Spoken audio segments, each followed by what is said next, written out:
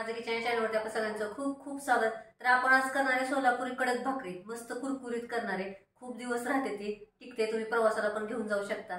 चला तर मग आपण सुरुवात करूया. इथे आपण 4 भाकरीचं ज्वारीचं पीठ घेतलेलं आहे. त्याच्यात आपण 2 चमचे खाण्याचं तेल टाकणार आहोत. 2 चमचे टाकायचं. आणि बाजरीचं जर भाकरी करणार असाल तुम्ही तर त्याच्यात 3 चमचे टाकायचे. 4 भाकरीला 3 चमचे टाकायचे. तर आता आपण हे सगळं मिक्स करून पीठ मळून घेऊया.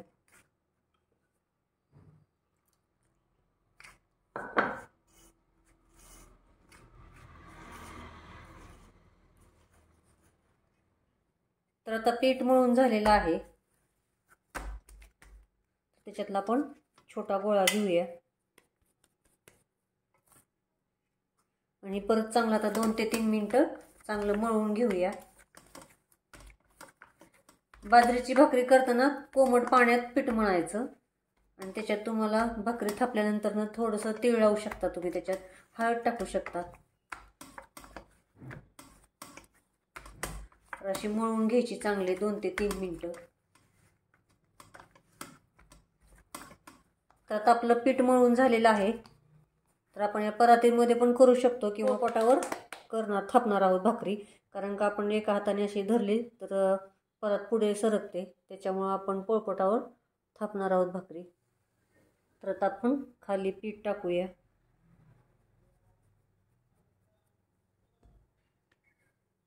हाताला पण पीठ लावून घ्यायचं थोडं. छान पैकी भाकरी अशी करत करत सरकवायची. बघू शकता तुम्ही.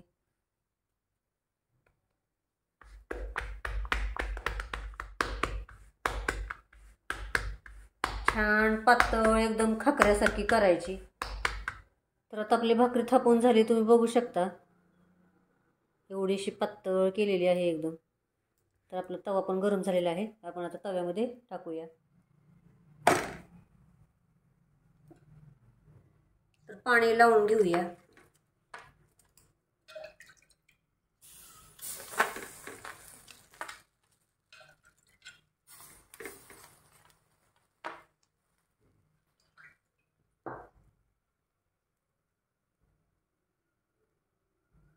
थोडंसं पाणी सुकलं की लगेच पलटी करायची भाकरी.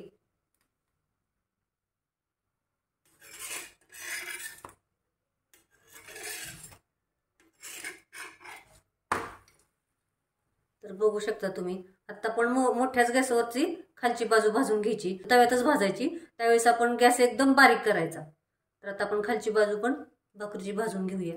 तर आता आपली खालची पण बाजू भाजलेली आहे चांगली, बघू शकता तुम्ही. आता एक गॅस एकदम बारीक करायचा आणि आता ही पलटी करून अशीच भाजायची. अशी दाब देऊन भाजायची.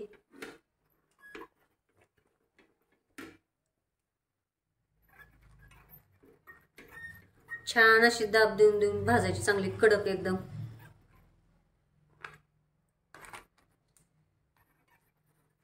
मस्त शेंगदाणा चटणी, जवसाची चटणी, तिळाची, तुम्ही कोणत्याही चटणी बरोबर खाऊ शकता.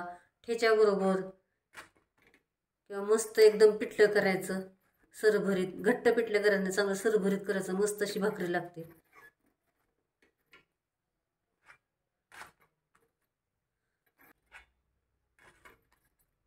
छान अशी भाजून घ्यायची.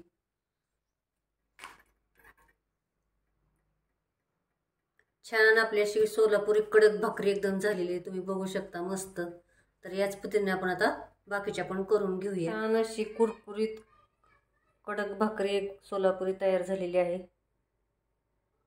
बरोबर आपण शेंगदाणे चटणी केलेली आहे. तर शेंगदाणे चटणीचा पण व्हिडिओ बनवला आहे, तुम्ही नक्की जाऊन चॅनलला भेट द्या.